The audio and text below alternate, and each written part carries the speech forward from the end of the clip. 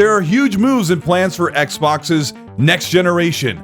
More than one gaming device, a ton of games, built to power the industry in ways we've never seen before. A ton is leaked, and it's being revealed right now, and it all starts in 2026.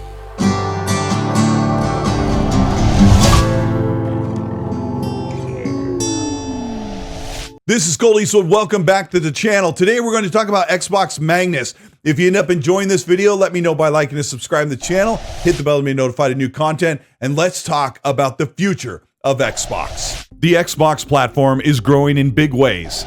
It all starts with Project Xbox Magnus, a name designated by AMD, the makers of a custom chip meant to be used across multiple Xbox devices, a console, a handheld, and an OEM-partnered PC device.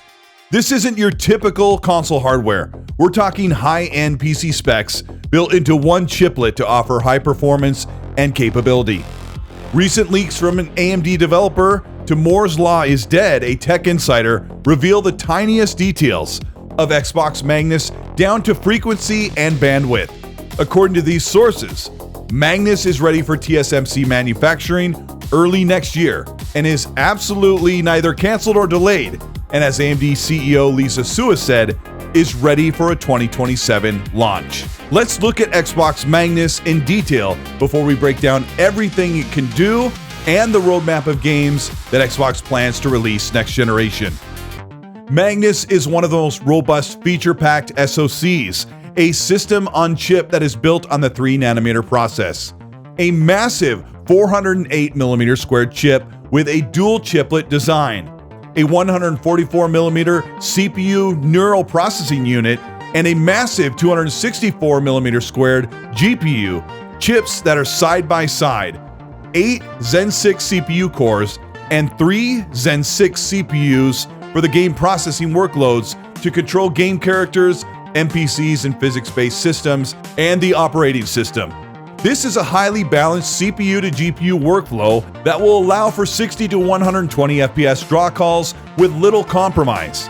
With the reported 12 cores and 24 threads, a jump from 8 to 16 from the Series X will help with multitasking, physics engine simulations, and since the Xbox will be more like a PC than ever before, allowing you to do more things than just game.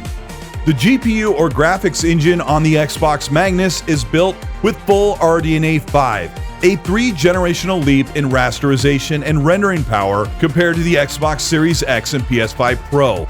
With 68 compute units with 4 shader engines and 2 shader arrays, this will allow developers to create more complex geometry textures, lifelike environments, and more on screen than ever before, bringing games to life with more complexity and realism. The Magnus chip has a shared memory pool with 48 gigabytes of GDDR7 RAM, which is a 2-generational leap over the Xbox Series X, and 3 times more RAM, giving the console a massive array of memory for bigger, seamless open worlds, fewer loading screens, and fast traversal across complicated geometry, loading in high-quality textures. With a 192-bit memory bus, lines up to a premium, very high-end console PC hybrid that will be very expensive but overly capable to run games with future-proof technology. Xbox is also developing a super resolution machine learning software called AutoSR that will increase resolution and frame rate by freeing up 30% of performance to allow developers to use budget frame time for things like high-quality ray-traced path tracing, more dynamic characters and objects on screen. Also, AutoSR is a proprietary Microsoft software that is built off the foundation of AMD's FSR, currently available on PC and console, but with much higher quality and less visual degradation around UI elements. Xbox is also using AMD's Redstone software, which is specifically tuned to allow ray tracing or even path tracing, vibrant, realistic lighting to be built into the frame time budget without compromising on performance. These are efficiency features that will make developers and optimization in games much more performant. Typically, games that enable high-quality lighting modes will significantly lower the available frame time performance, but AMD Redstone is custom built to forward predict lighting models and give you realistic high-quality lighting without requiring lowering of the resolution or quality settings. Xbox Magnus will also allow developers to choose between AMD Redstone or Auto SR, or even a combination of both to drive high-quality visuals and high performance. All of these specs and these features are launching with a brand new Xbox dashboard that combines the best features found on Steam, married with a clean and responsive UI that shows you all of your console and PC games in a scalable dashboard that's meant for large and small screens alike. Xbox is building a unified gaming system across a Windows platform that starts with the next generation, including an overhauled achievement and notification system, finally giving us new animations and notifications for parties, game progression, and much more. Also, this dashboard will allow you to automatically capture game clips in real time using an algorithm that detects big moments in gaming and capturing those at high quality for sharing on social media or making production videos. But Xbox typically launches an undercooked dashboard and didn't even plan the refresh until now. So expect some features on standby or instability until they get the next UI fully upgraded for next generation. One thing that Xbox Magnus does that even the Steam machine won't be able to do is give you access to everything on PC storefronts and across the entire Xbox console library, giving you access to games on Steam, EA, Ubisoft, GOG, and Epic Games Store, but also the entire Xbox console library, which makes up over 6,000 games. This means your Xbox library, complete with achievements, cross-save, cross-progression, having a PC console hybrid with all of the games Steam Machine has, plus possibly over 1,000 Xbox games that currently aren't even available to buy or play on PC to this day. Literally millions of games with a bonus library. This also includes over 600 backward compatible titles from the original Xbox all the way up to the 360, and of course all of the Xbox games. Many of these support FPS boost and upsampled resolution features in backward compatibility software for Xbox, giving you remasters already available on former consoles.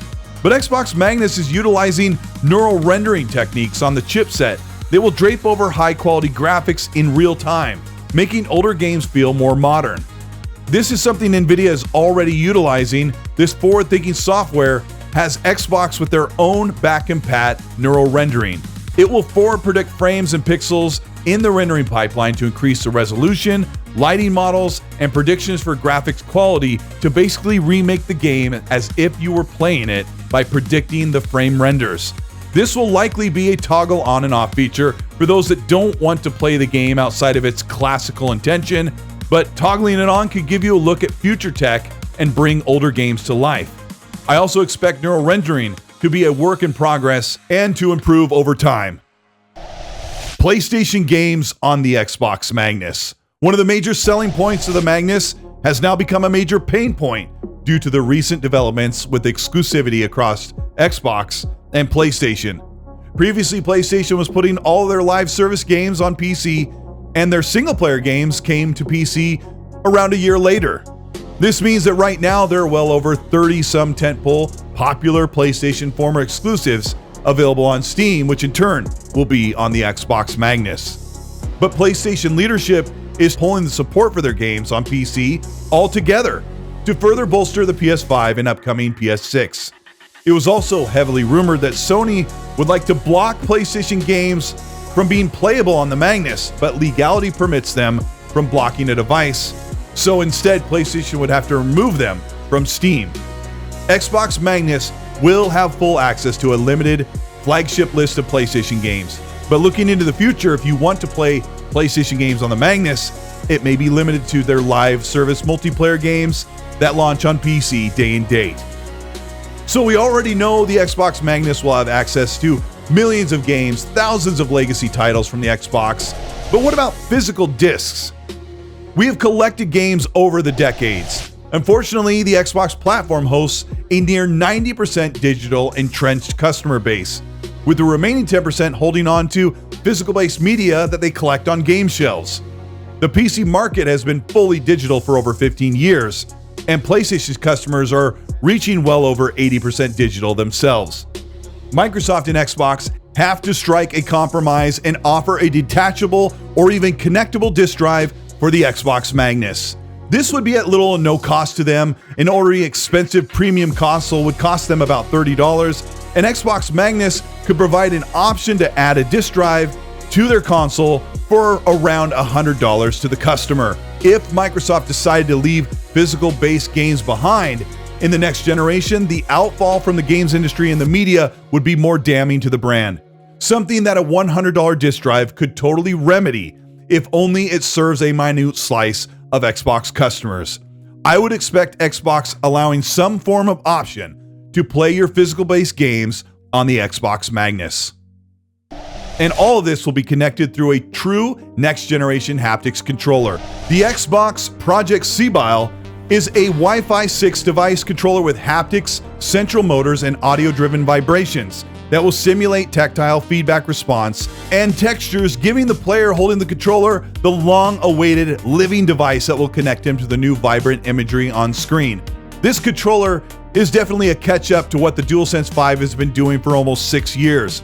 But the new Xbox controller will also have new modern features like lift to wake and able to pair and connect to multiple devices with ease seamlessly, giving players a brand new next-generation dashboard and a reinvented futuristic controller that will help round out the premium feel of the Xbox Magnus. Since the Xbox will be running on a version of Windows 7 or possibly a kernel of 12, does this mean that the Xbox Magnus will also be a fully functioning PC for software, business, and entertainment purposes? Can I install my favorite video editing software, do my taxes, or check my email on this device? The new Xbox Magnus is running on a hypervisor, which is a virtual Windows machine giving you access to a console-like experience for gaming, but also allowing you to boot into Windows PC mode and have your console connected to your TV or monitor to do everything that your home computer could do, which would include installing whichever apps are approved on the Windows Store or possibly even things you can download from the internet. This sounds like a big liability for the Xbox hardware and software team, but it's very likely that the hypervisor will allow you to treat this thing like a gaming console and a home PC in many ways. But there's one more surprise. The Xbox and Microsoft team have not given up on their first-party Xbox gaming handheld. They've seen great success with the Xbox ROG Ally handheld and are using it as a test bed for their new dashboard software and PC and console game compatibility. Jez Corden of Windows Central reports that the Xbox first-party handheld is still on the menu, and that Xbox is planning to release it sometime around the Xbox console PC hybrid Magnus or just afterwards. This will be much like the handhelds we see in the competition market right now, with full compatibility, but using a bin yield chip of the Xbox Magnus inside that will give you full access to every feature and game we just mentioned. Full compatibility with your Xbox library, plus everything available in PC. This will likely be an expensive handheld device, so developers will have a strong hardware platform to port their games to. The Xbox first-party handheld will likely be priced as close to the next generation Xbox console. So, how much will the Xbox Magnus cost? We're still waiting on the price point of the Valve Steam machine, which will likely start around $800. And rumors are pointing to Xbox looking at the specs in 2026 form to price the Xbox Magnus anywhere from $1,000 to up to $1,500. Microsoft is looking at the Magnus more like a Surface Pro device, a premium high-end production level device that is expensive and made for the hardcore users. There are well over 60 million Xbox users right now that haven't fully moved up from PC or other consoles, and it's likely that Xbox expects the Magnus to sell anywhere from 5 million to 12 million units tops in its life cycle. At a price of $1,000+ Xbox Magnus is priced to make a profit for the first time in Xbox's console history. They'll be able to make money on each one of these sold, and it isn't directly competing with the PlayStation 6. It's also very likely that the Xbox Magnus console PC hybrid will be revealed sometime at the Xbox's 25th anniversary event in November of 2026. This is where Xbox will likely announce the project name, something like Project Prime, or the actual name of the console will be revealed sometime a year later, as a targeted release date for the Xbox Magnus would be in November of 2027. But what about the games? The console is not desirable without a great library of games that will be supported on the device, and Xbox's Matt Booty has explained they have over 40 game projects in the works as of 2025. But the major question of exclusivity has arisen due to fans' backlash and the new CEO Asha Sharma considering where Xbox stands with exclusives that just started coming to the PlayStation. The idea of going back to full console exclusivity is completely out of the question, as Xbox has seen great success releasing their games day and date on PC. But could Xbox be looking at some sort of time-set exclusivity before games go to PlayStation? I think they would lose money by not selling them on the PlayStation, but maybe looking at the business as a whole and keeping Xbox fans intact, that Asha Sharma has to look at exclusivity agreements to put Xbox games on the PlayStation console at least 1 year after they release on Xbox, PC, and Game Pass, and here's why.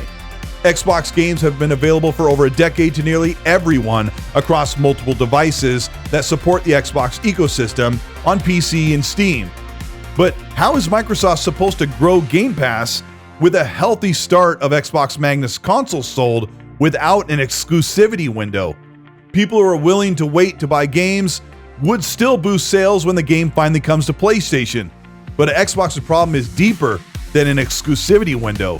They need to have games that are so popular, so anticipated, that no one can wait to play them. Xbox could look at something like Elder Scrolls 6, a game that millions will want to play the moment it releases. This is the perfect example to hold a timed exclusive to draw people to the Xbox console, PC, and to grow Game Pass. But if Xbox doesn't have games that are leaping off the page, with people begging to play them from the entire community of gamers, they will have very little power in holding timed exclusivity to grow their platform. Xbox and Microsoft need to work together to unify the Windows and gaming experience with fully cooked and cultivated software that makes the gaming experience seamless, with high-quality games that everyone is talking about that will match the level of power and capability built into the chipset. But Microsoft and Xbox have an entire world to prove, and their fans have been through the longest era of empty promises and expensive devices. But if all of this can come together, we have a pretty exciting generation to look forward to in 2027. This is Colteastwood. Thank you so much for checking out this video.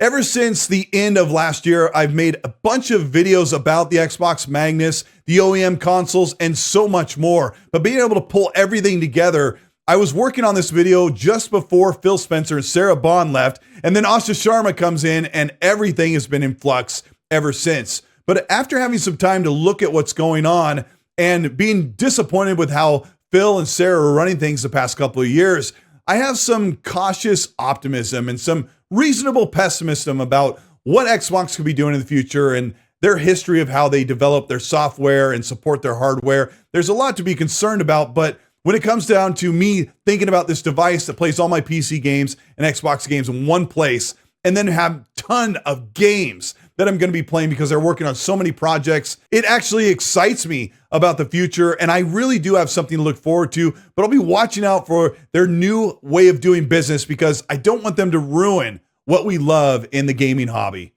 If you ended up enjoying this video, thank you so much for watching. If you got this far, holy smokes, it's one of my longest videos I've made in a long time. You can show your support by writing in the chat, Lukather, or it's Lukather, phonetically speaking, right there. My favorite guitar. I love it. If you also want to support what we're doing here on the Colteastwood channel, you can do it by hitting the join button below or liking and subscribing to the channel. Those will show your support for more videos going forward. Also hit the bell to be notified of new content, and channel members who join can get early access to this video and probably saw it some 10 to 12 hours before it went up, and they were first in the comment section, if that even means anything anymore. But I love reading what you have to say. Also, check out the XNC podcast, a weekly show that I do with Mag, and we'll talk about all of the games industry breakout news, the insider reports, and everything as we go forward into a crazy generation of games. Let me know what you think about the Xbox Magnus. Even if it's as expensive as $1,500, are you looking to upgrade your PC? Is this something you'd be interested in? Let me know in the comment section. And while you do that, as I always say, please be nice.